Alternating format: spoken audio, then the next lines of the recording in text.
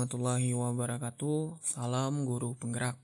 Perkenalkan, saya Pandriwan Miko, calon guru penggerak angkatan 11 dari SMA Negeri 1 Musidah, Kabupaten Bandung Raya, Provinsi Aceh.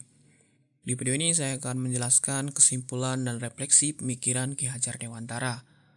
Modul 1.1 Koneksi antar materi. Pendidikan dan pengajaran tidaklah sama. Pengajaran adalah bagian dari pendidikan. Menurut Ki Hajar Dewantara, pembelajaran adalah proses pendidikan dalam memberi ilmu untuk kecakapan hidup anak secara lahir dan batin. Sedangkan pendidikan pada hakikatnya adalah menuntun atau memberi tuntunan terhadap segala kekuatan kodrat yang dimiliki anak-anak agar ia mencapai keselamatan dan kebahagiaan setinggi-tingginya, baik secara sebagai manusia maupun sebagai anggota masyarakat. Pendidikan menciptakan ruang bagi murid untuk bertumbuh secara utuh, agar ia mampu memuliakan dirinya dan orang lain serta menjadi mandiri.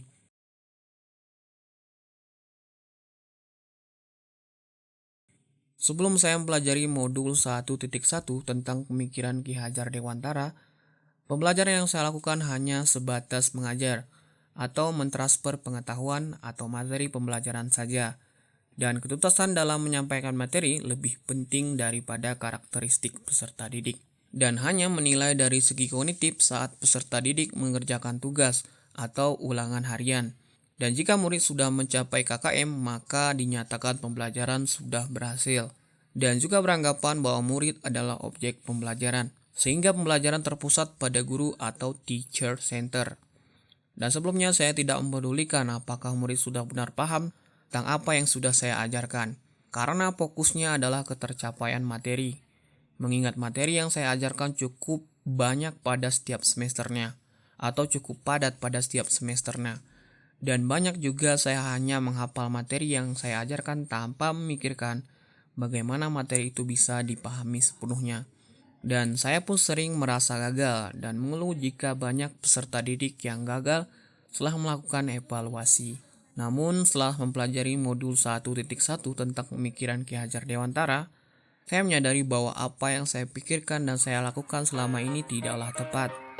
Seharusnya saya melakukan proses pembelajaran secara menyeluruh. Tidak hanya aspek kognitif, namun afektif, psikomotor, spiritual, sosial, dan budaya.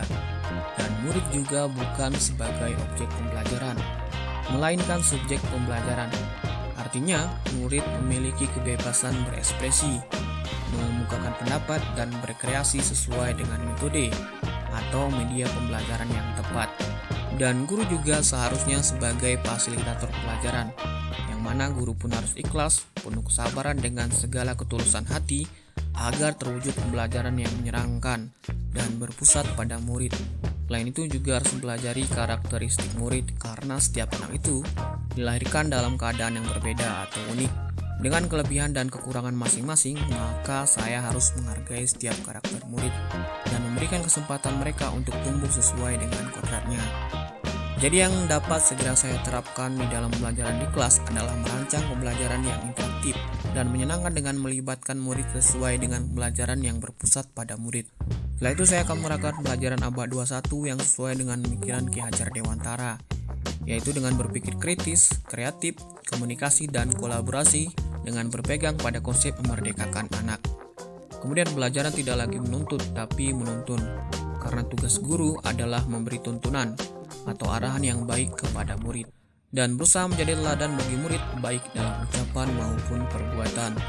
Selanjutnya harus mengenali karakter dan latar belakang murid dengan menjalin komunikasi yang baik. Terima kasih telah menyaksikan video ini dan semoga video ini menginspirasi bagi Bapak Ibu guru pejuang guru penggerak. Salam guru penggerak. Wassalamualaikum warahmatullahi wabarakatuh.